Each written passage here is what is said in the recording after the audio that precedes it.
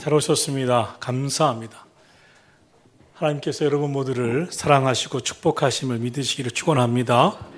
오늘 찬양 들으니까 딱 지휘자 스타일이었습니다.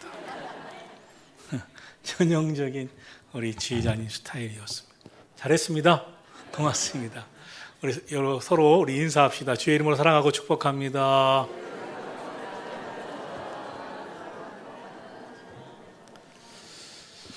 오늘날 우리를 낙심하게 하는 일들이 참 많습니다. 이 시대의 사람들은 참 마음대로 되지 않으면 쉽게 이렇게 낙심합니다. 그리고 포기합니다. 조급하고 성급합니다.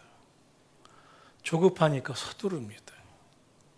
이 시대의 특징 중에 하나가 쉽게 낙심하고 쉽게 포기한다는 것입니다. 믿음으로 끝까지 좀 더 가면 좋겠는데 그렇지 못합니다. 사람들에게는 다 소원이 있습니다. 잘 되었으면 하는 소원, 자녀의 미래가 열렸으면 하는 소원, 노후가 평안했으면 하는 소원. 사람들은 다 필요를 느낍니다. 걱정 없이 살았으면 하는 소원, 아프지 않았으면, 고통당하지 않았으면. 우리는 다 믿음이 있기 때문에, 천국에 대한 확신이 있기 때문에 자녀가 우리와 함께 믿음 갖고 천국 백성이 돼서 하나님 나라 가서도 끝까지 천국에서 영생하는 가정천국을 이루는 소원을 갖고 살아갑니다. 그런데 세상은 이 소원대로 되지가 않습니다. 더군다나 인간은 할 수 있는 것도 많지만 할 수 없는 게 더 많습니다. 이 세상에 한계 상황에 처할 때가 많습니다. 그래서 우리 모두는, 하나님 믿는 우리 모두는 하나님이 주시는 은혜와 복을 받는 그 법을 배워야 합니다. 하나님이 주시는 축복을 받는 비결을 배워야 합니다. 기도를 배워야 합니다. 기도를 배워야 행복하고, 기도를 배워야 확신 속에 살고, 기도를 배워야 하나님이 주시는 무한대의 복을 받을 수가 있습니다. 하나님은 기도를 통해 역사해 주십니다. 우리가 기도하기를 원하십니다. 하나님은 우리가 기도할 때 응답하심으로 하나님의 능력과 영광을 우리 삶 속에 드러내기를 원하십니다. 그리고 우리가 하나님 감사합니다, 주님께 영광 돌립니다, 찬양합니다. 하나님은 모든 택함받은 자가 하나님을 찬양하기를 원하시기 때문에 우리가 기도하기를 기다리시고, 기도할 때 응답하심으로 주님의 영광을 드러내기를 원하십니다. 여러분, 가정의 달 5월 마지막 주일입니다. 저는 바라기는 여러분 모두가 가정을 위해서, 자녀를 위해서, 부모를 위해서 정말 믿음으로 간절히 기도하고 응답받아 삶에 하나님 주시는 기쁨이 있고 평안이 있고 사랑이 넘치기를 예수님의 이름으로 축원합니다. 언젠가 우리 교회에서 교학교 여름성경학교 때 유치부에서 했던 프로그램 중에 이것이 있습니다. 다양한 사람들이 품는 표정들이 있지 않습니까? 걱정이 많은 표정, 화가 가득 찬 표정, 밝은 표정, 웃는 표정, 아픈 표정, 근심하는 표정 등 다양한 표정을, 그런 얼굴을 이제 가져다 놓고 유치부 아이들에게 엄마 아빠가 평소에 자주 짓고 있는 표정이라고 생각하는 것을 한두 개씩 가지고 와서 골라서 이제 가슴에 품고 있다가 열어봐라 하면 열라고 한 것입니다. 그동안 엄마 아빠는 옆방에, 옆 교실에 있게 했습니다. 그리고 엄마 아빠에게도 그 교실에 와서 자기가 생각하는 자기 평소의 표정을 골라보라 그랬습니다. 이제 마주 앉아서 그 표정을 듣는 겁니다. 드는 겁니다. 우리 엄마예요, 우리 아빠예요. 너무나 다른 겁니다. 아이들이 골라온 엄마 표정은 염려가 많은 표정, 근심이 많은 표정, 우울한 표정, 그리고 괴로워하는 표정, 그리고 낙심하는 표정, 아파하는 표정. 아빠는 화가 가득 찬 표정, 뭔가 화가 있는 표정. 그런데 부모는 자기 표정이라 좋은 것만 다 골라놓고 있다가 깜짝 놀라는 거예요. 그리고 우리 함께 기도하자고 하니까 표정을 보면서 이제 기도가 나오니 눈물이 안 나올 수가 없는 겁니다. 내가 이랬다니, 내 아이의 마음에 내가 이랬다니 기도가 나오는 것이죠. 여러분, 여러분의 생각에 여러분은 어떤 얼굴 표정을 많이 하고 어떤 마음으로 많이 산다고 생각하십니까? 우리 아빠는 항상 웃으셔. 우리 엄마는 나에게 항상 미소 지셔 라고 생각합니까? 아니면 우리 엄마는 항상 아파. 맨날 자. 맨날 힘들어해. 맨날 우울해해. 우리 아빠는 집에 와서 소리만 질러. 화만 내. 부모의 부정적인 감정이 어린 자녀들의 정서에 끼치는 영향력에 대해 여러분은 들어보셨을 것입니다. 얼마나 나쁜 영향을 끼치고 있는지 말입니다. 이런 이야기가 있습니다. 아이들도 안다고. 엄마가 행복하지 않다는 것을. 아빠가 화가 많이 있다는 것을. 아빠가 스트레스를 많이 받고 있다는 것을. 아이도 안다는 것입니다. 그 부모의 마음이 자녀에게 고스란히 전달되는 것입니다. 그래서 아동 우울증이 생기고 아동의 마음의 병이 생기는 것이죠. 아빠의 폭력적인 모습, 화내는 모습, 엄마의 낙심하는 모습이 자녀의 성장에 얼마나 부정적인 영향을 끼치는지 연구 결과를 보면 정말 가슴이 아픕니다. 끔찍합니다. 자녀를 극진히 사랑한다고, 심지어 자녀를 위해 나는 사는 것 같다고 해도 과언이 아니라고 말하지만 알고 보니 나쁜 영향을 끼치는 경우가 많은 것이죠. 여러분은 어떤 선한 영향력을 끼치고 산다고 생각하십니까? 혹시 나쁜 영향만 주고 있지는 않습니까? 여러분은 여러분의 삶에 다가오는 수많은 문제에 대해, 낙심에 대해 어떻게 대처하고 염려를 어떻게 극복하고 살고 있습니까? 오늘 주신 말씀에 보면 정말 낙심되고 인생을 포기하고 싶은 상황에 처한 여인에 대해서 소개하고 있습니다. 너무나도 억울한 일을 당했습니다. 그래서 억울함을 풀어야 되는데 그 지역을 담당하는 재판관이 너무나 못됐습니다. 성경은 재판관을 이렇게 설명합니다. 하나님을 두려워하지 아니하고 사람을 무시하는 한 재판관이 있으니 라고 했습니다. 그러니 이 여인이 어디에다가 이 문제를 하소연을 풀고 해결해 달라고 말할 수 있겠습니까? 성경은 이 여인을 그 도시에 살던 과부라고 설명합니다.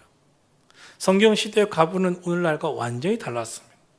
성경은 고아와 과부와 나그네를 영접하라고 했습니다. 그 시대 가장 소외된 사람, 특히 유대법에 의하면 여성과 과부가 된 여성과 어린 아이에게는 재산이 물려주는, 즉 기업이 분배되지 않았습니다.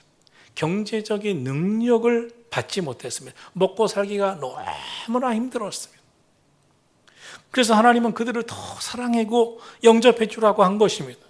그런데 이런 비참할 것 같은 고통스러운 인생을 살 수밖에 없는 이 과부, 이 여인에 대해 성경은 그렇게 비관적으로 설명하고 있지 않습니다. 왜냐하면 첫째로 이 여인은 낙심하지 않는 마음을 가지고 살았기 때문입니다. 오늘 주신 말씀에서 예수님은 항상 기도하고 낙심하지 말아야 할 것을 말씀하시면서 이 여인을 이야기하고 이 도시의 한 재판관을 이야기합니다. 재판관은 하나님을 두려워하지 않고 사람을 무시했습니다. 그러니 이 과부를 얼마나 무시했겠어요? 빽이 있습니까? 누가 도와줄 사람이 있습니까? 힘 있는 사람이 그 주변에 하나라도 있겠습니까? 그래서 이 과부는 불의한 재판관에게 내 원수에 대한 나의 원한을 풀어주셔서 내가 너무나 억울한 일을 당했으니 풀어달라고 요청을 합니다. 그러나 들은 척도 하지 않습니다. 여러 번 청해도 들어주지도 않았습니다. 청원하는 사람이 지쳐서 포기하게 만드는 재판장이었기 때문에 그렇습니다. 불의한 재판장은 과부의 청문을 무시해서 포기해버리게 만드는 사람이었습니다. 들어주지 않을 계획까지 갖고 있었습니다. 그런데 오늘 성경은 의외의 상황으로 전개됩니다. 본문에 등장하는 과부는 결코 만만한 사람이 아닙니다. 쉽게 물러서지 않습니다. 금방 낙심해서 금방 포기할 것 같은데 아니었습니다. 끝까지 원단을 풀어달라고 간청합니다. 또 갔습니다. 또 다시 찾아갔습니다. 그러자 재판장이 너무 번거로웠습니다. 너무 괴로웠습니다. 잠을 잘 수도 없고 일도 할 수 없었습니다. 재판장의 계획은 이 여인에게 통하지 않았습니다. 당황합니다, 재판장이. 그래서 본문 누가복음 18장 5절에 보면 이 과부가 나를 번거롭게 하니 내가 그 원한을 풀어주리라. 그렇지 않으면 그가 늘 와서 나를 괴롭게 하리라 라고 말합니다. 더 이상 견디지 못했습니다, 재판장은. 들어주지 않으면 또 찾아와서 더 많이 찾아와서 나를 괴롭게 할 것 같아서 들어주기로 작정한 것이죠. 오히려 재판장이 자신의 생각을 포기하고 말았습니다. 그리고 결국 재판장은 그 청원을 들어주었습니다. 이 재판장에게 그 도시에 이루어질 수 없는 일이 일어난 것입니다. 이유는 단 한 가지입니다. 낙심하지 아니하고 포기하지 아니하고 간구했기 때문입니다. 오늘 본문 누가복음 18장 1절은 예수께서 그들에게 항상 기도하고 낙심하지 말아야 할 것을 비유로 말씀했다고 했습니다. 주님이 우리에게 원하시는 것은 항상 기도하는 것이며 항상 기도하기 위해서는 낙심하지 말아야 된다는 것입니다. 항상 기도하고 낙심하지 않기 위해서 불의한 재판장과 이 과부의 비유를 들어 말씀하신다고 했습니다. 재판장은 불의한 사람이었음에도 과부의 호소를 들어줄 수밖에 없었습니다. 그러면서 이렇게 말씀합니다. 그렇다면 우리 하나님은 어떻게 하시겠느냐는 것입니다. 이 재판장도 그렇게 불의하고 사람 무시하는데도 결국 들어줬는데 우리 좋으신 하나님은 그렇다면 어떻게 하겠느냐. 본문 누가복음 18장 7절에 보면 예수께서 말씀하십니다. 하물며 하나님께서 그 밤낮 부르짖는 택하신 자들의 원한을 풀어주시지 않겠느냐? 오래 참으시겠느냐? 무슨 말씀이에요? 낙심하지 말라는 거예요. 기도하되 끝까지 기도하라는 거예요. 마귀는 기도하는 사람의 마음에 낙심을 줍니다. 낙심이 들어오면 기도할 수가 없습니다. 더 이상 기도하지 않습니다. 여인은 억울한 일을 당하고 또 재판장이 사람을 무시하는 재판장이었기 때문에 모든 상황에 낙심에 빠질 수밖에 없었지만 그렇지 않았습니다. 낙심만 하고 살 수는 없다는 생각을 한 것이죠. 오히려 불의한 재판장이었기 때문에 더욱 찾아가 더욱 간절히 사정을 말하고 나의 원한을 풀어달라고 마음먹은 것이죠. 여인은 힘이나 능력을 가지고 있지는 않았어요. 누구 하나 해결해 줄 사람도 없었습니다. 그러나 마음이 달랐습니다. 믿음이 달랐습니다. 낙심하지 않았습니다. 간절한 소원을 품고 기도하는 믿음의 사람이었습니다. 결국 모든 것을 다 역전시킵니다. 하나님께 기도를 배우지 못한 사람은 자신의 힘으로, 자신의 재주로, 자신의 능력으로 살아보려고 합니다. 그런데 자신의 힘과 재주로만 살겠다는 사람은 결국 낙심합니다. 결국 쉽게 절망합니다. 인생이 험악해집니다. 마음에 불만이 가득합니다. 불만이 가득할 때가 불안해집니다. 다른 사람에 대한 원망만 커지고 결국 낙심하고 포기하게 되는 것입니다. 그러므로 하나님은 택함 받은 저와 여러분 한 사람 한 사람 마음에 믿음을 주시고 기도하게 하시는 줄로 믿습니다. 기도할 때 응답해 주십니다. 기도할 때 응답해 주심으로 하나님의 살아계심을 알게 하고 하나님이 얼마나 우리의 기도를 원하시는지, 우리를 얼마나 사랑하시는지, 기도 응답을 우리에게 허락하시는지를 깨닫게 하시는 줄로 믿습니다. 사랑하시는 성도 여러분, 오늘 저와 여러분의 인생에도 많은 어려움이 있습니다. 그러나 낙심치 말고 기도하기를 주의 이름으로 축원합니다. 둘째로 여인은 포기하지 않는 믿음을 가지고 있었습니다. 충분히 자포자기할 만한 상황이었습니다. 위축될 상황이었습니다. 그러나 포기하지 않았습니다. 믿음은 막연하지 않습니다. 막연하게 소망을 품고 왜 안 되지? 왜 안 되지? 하는 게 아닙니다. 믿음은 더욱 간절히 부르짖는 겁니다. 더욱 간절히 기도하는 것입니다. 하나님의 아들 예수님도 이 땅에 오셔서 기도하실 때 그 얼굴에 땀방울이 흘러서 핏방울처럼 흘러내릴 정도로 기도하셨다고 했습니다. 새벽 미명에 나가 조용히 기도하셨다고 했습니다. 밤을 지새우며 기도하셨다고 했습니다. 40일을 금식하며 기도하셨다고 했습니다. 예수님의 우리에게 향하신 기도는 다 헌신적이고 절박한 마음으로 드리는 기도였습니다. 얘는 재판관에게 찾아갔지만 소원을 들어주지 않자 의로운 재판관이 아니어서 저렇게 돈 없고 힘 없고 백 없고 뭐 하나 가져다 줄 것이 없는 그런 여인은 거들떠보지도 않았겠죠. 그러나 포기하지 않습니다. 믿음이 들어오면 기도하게 되고 믿음으로 기도하게 되면 포기하지 않게 됩니다. 하나님이 우리 안에 믿음을 주셨기 때문에 믿음으로 기도하기 시작하면 기도하게 되고 더 기도하면 조금 더 기도하면 계속 기도하면 하나님이 응답하시는데 포기가 되는 게 아닙니다. 오히려 포기하는 게 더 어렵습니다. 우리가 의지적으로 노력해서 믿음을 가진 게 아니기 때문에 그렇습니다. 믿으려고 해서 믿어지는 게 아니기 때문에 그렇습니다. 믿지 않고 싶어도 믿어지는 겁니다. 믿음은 하나님이 우리에게 주시는 선물입니다. 하나님이 주시는 믿음이라고 하는 선물을 가진 성도는 응답하실 때까지 기도하게 됩니다. 사랑하신 성도 여러분, 예수님은 이 이야기를 통해서 이렇게 포기하지 않는 믿음으로 기도하는 성도를 찾고 계심을 우리에게 말씀합니다. 한두 번 기도해보다가 안 되면 포기하는 그만두는 그런 성도가 아니라 끝까지 기도하는 성도를 찾으십니다. 야곱이 약복 강가에서 하나님의 사자 천사와 씨름하듯 기도합니다. 그리고 내게 축복해 주시지 않으면 내가 이 손을 놓아드리지 않겠다고 합니다.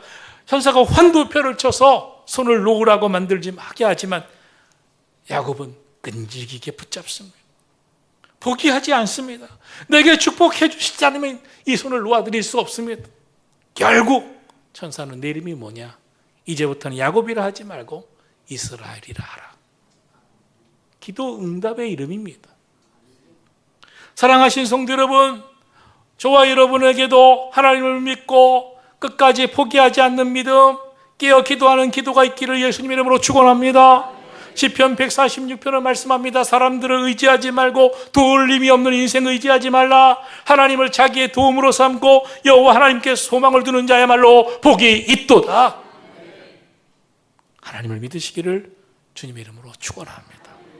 소년도 피곤하고 곤비하고 장정도 넘어지며 쓰러지되 오직 여호와를 앙망하는 자는 새 힘을 얻으리니 독수리가 날개치며 올라감 같을 것이요 다른 박질에도 곤비치 아니하겠고 걸어가도 피곤치 아니하리로다. 여러분 마음에 어떤 소원이 있으십니까? 어떤 기도 제목이 있으십니까? 소원이 있다는 것은 믿음이 있다는 증거입니다. 믿음이 큰 사람일수록 큰 소원이 있고 믿음이 큰 사람일수록 크게 기도하고 믿음이 큰 사람일수록 더 많이 기도하고 더 간절히 기도합니다. 우리 교회도 새벽을 빠지지 아니하고 처리하면서 또 기도하는 성도들도 많습니다. 믿음이 들어오면 새벽마다 기도하게 되고 밤을 지새우며 기도하게 되고 내가 자녀를 위해 남길 것은 기도밖에 없다고 생각하면서 기도의 유산 남기기 위해서 기도하게 되고 미래에 대해 다만 염려하지 아니하고 하나님 앞에 메어달리면서 기도하게 되는 것입니다. 영혼이 살아있는 사람은 소원이 있습니다. 꿈과 비전이 있습니다. 마음의 병이 있는 사람들이 있습니다. 심각하게 마음의 병을 앓고 있는 사람들, 마음의 병이 큰 사람들은 죽고 싶다고 하는 것 외에는 바라는 게 없다고 말합니다. 의욕이 없어요. 무슨 소원이 있어요? 저는 소원이 없어요. 그냥 빨리 하나님 나라 가고 싶은 것밖에 없어요. 참 소원이 내 마음에서 사라진다는 것처럼 위험한 게 어디 있습니까? 영혼이 병든 것이죠. 영혼이 죽어가고 있는 것이죠. 하나님께서 우리에게 원하시는 것, 하나님께 향한 무엇인가 구하는 것이 있다는 것은 살아있다는 증거입니다. 우리 마음에 소원이 있고 삶의 목표가 있고 꿈과 계획이 있는 사람은 꿈이 있기 때문에 다르게 살합니다. 기도하며 살아갑니다. 아파도 기도합니다. 아파서 기도하지 못하는 게 아니라 영혼이 끼어 있으니까 아파도 넘고 기도하는 겁니다. 야고보서 4장 2절은 말씀합니다. 너희가 얻지 못하면 구하지 아니하기 때문이다. 하나님께서 우리가 기도하기를 원하십니다. 물론 우리가 구하는 모든 것 다 하나님께서 다 기도한 대로 다 주시는 것은 아니지만, 주고 안 주고는 하나님께서 결정하시는 것이지만 우리 하나님께 구해야 합니다. 우리 속에 있는 것 다 꺼내어서 내 마음의 소원 다 가려서 하나님 간구합니다. 이런 소원이, 이런 기도 제목이 있습니다. 그러면 돌아보면 하나님께서 가장 좋은 것으로 응답해 주심을 깨닫게 되는 줄로 믿습니다. 셋째로 이 여인은 재판관을 찾아가 밤이나 낮이나 부르짖어 기도했습니다. 간청했습니다. 예수님이 찾으시는 사람은 이 여인처럼 밤낮 부르짖어 기도하는 사람입니다.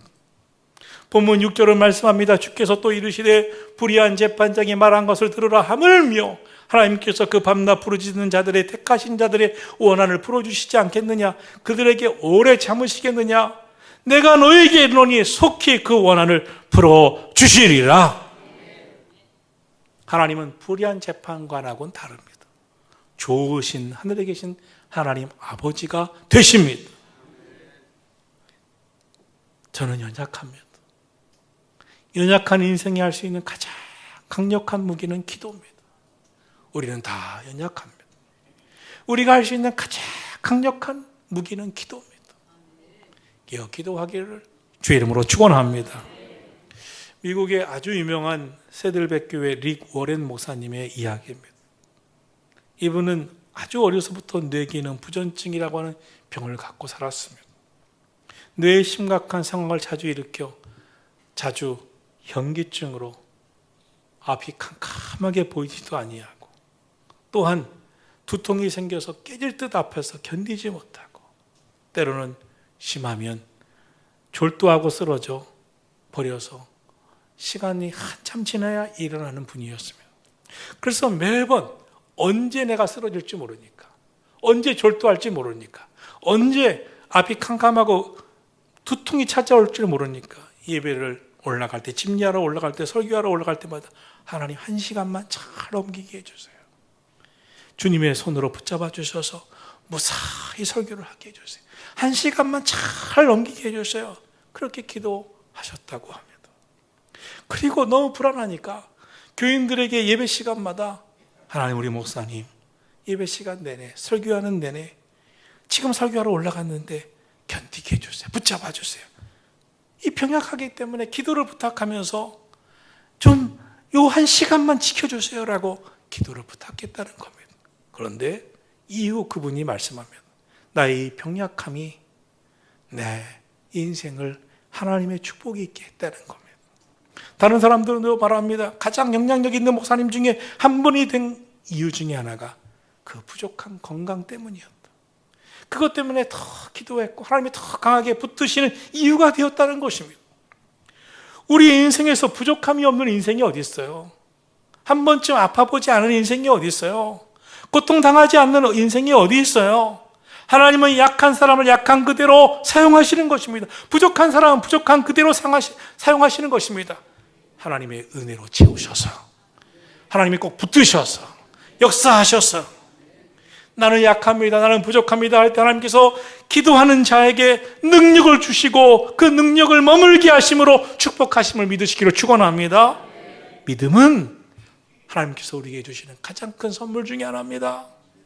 믿음이 들어오면 상황에 상관없이 믿어지고 기도하게 되고 소망을 갖게 되는 것입니다. 그래서 사탄은, 마귀는 낙심하게 만들고 기도 못하게 하는 겁니다. 여러분, 낙심치 마세요.